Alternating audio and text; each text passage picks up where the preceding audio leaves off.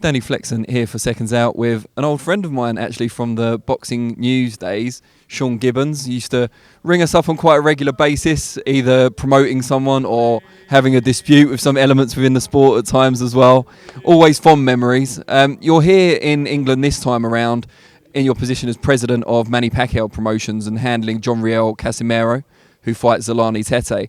Just first of all, tell us a bit about the signing of John Riel and why he was someone you wanted to get on board.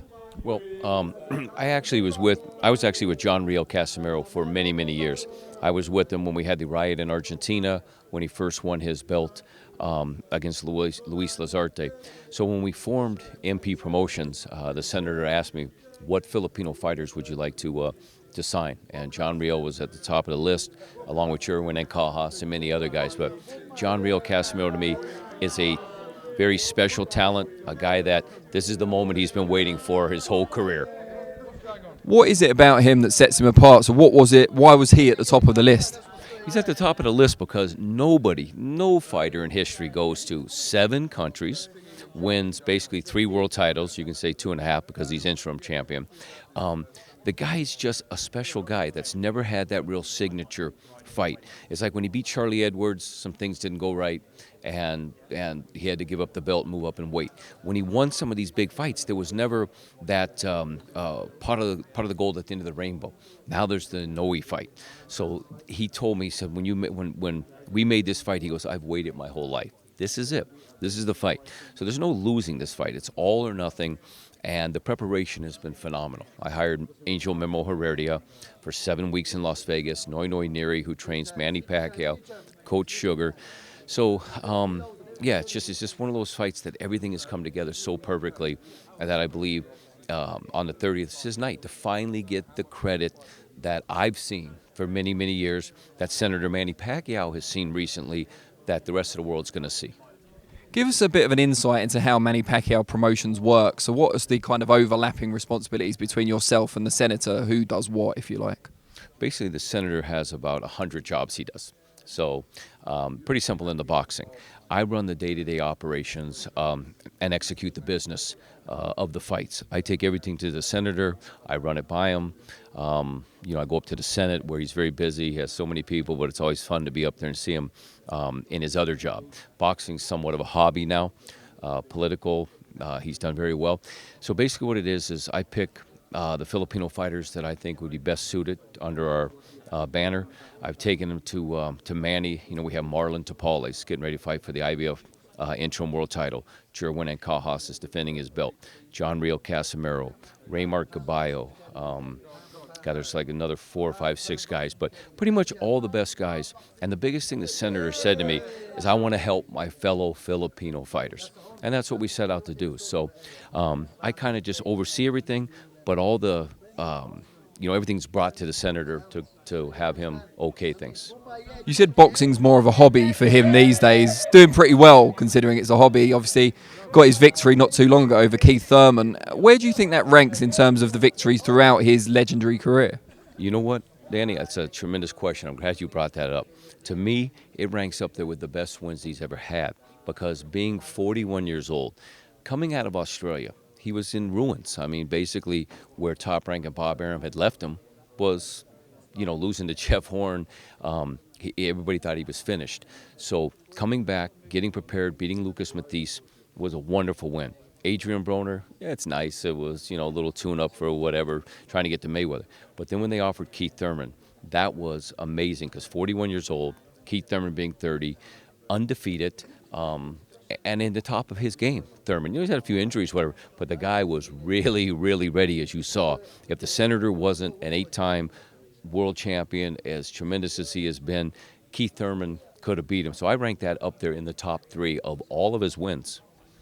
He's expected back, from what we've read, maybe end of March, early April. Is that right? Yeah, absolutely. We're looking in the first quarter. All kind of names have been thrown out there, of course. Danny Garcia, Mikey Garcia. I'm hearing Errol Spence is even coming back. We wouldn't be boxing Errol then. And of course, the real pot at the end of the rainbow is Mayweather through, all this time, Floyd Mayweather.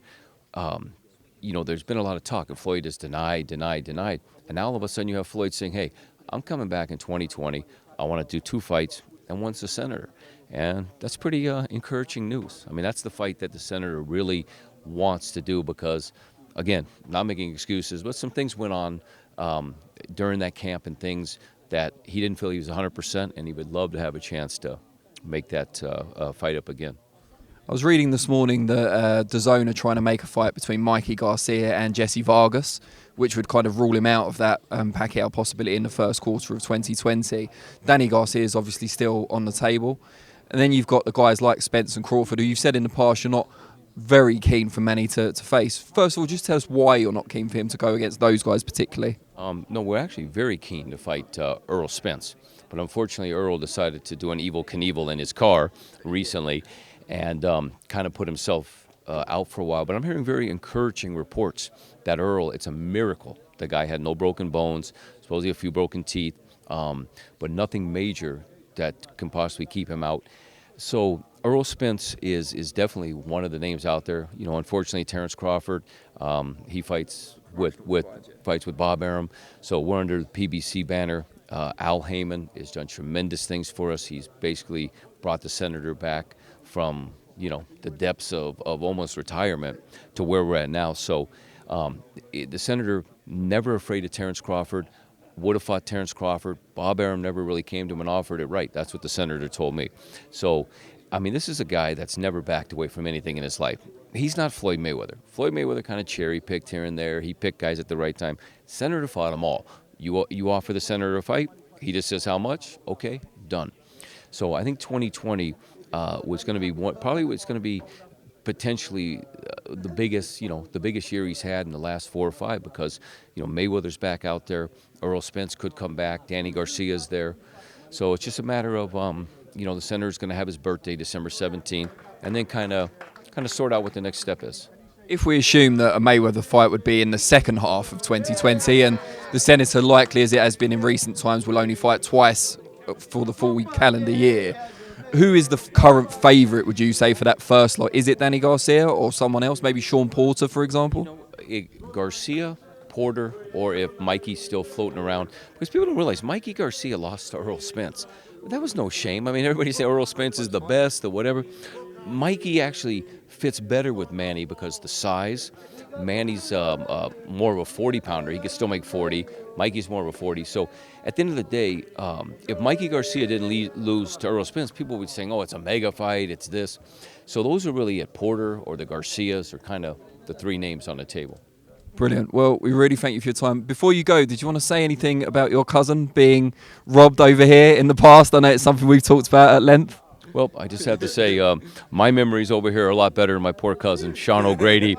You know, it's been a long, long time. I remember it was way back in 1981, and that was in Scotland. Thank goodness we're down here in Birmingham, closer to London. But I think time heals wounds. He's run across Jim Watt. I think Jim Watt, they've looked at it and realized, you know, what happened in those times. The tensions were a lot higher. But I hope that doesn't happen to us ever. So it was pretty ugly.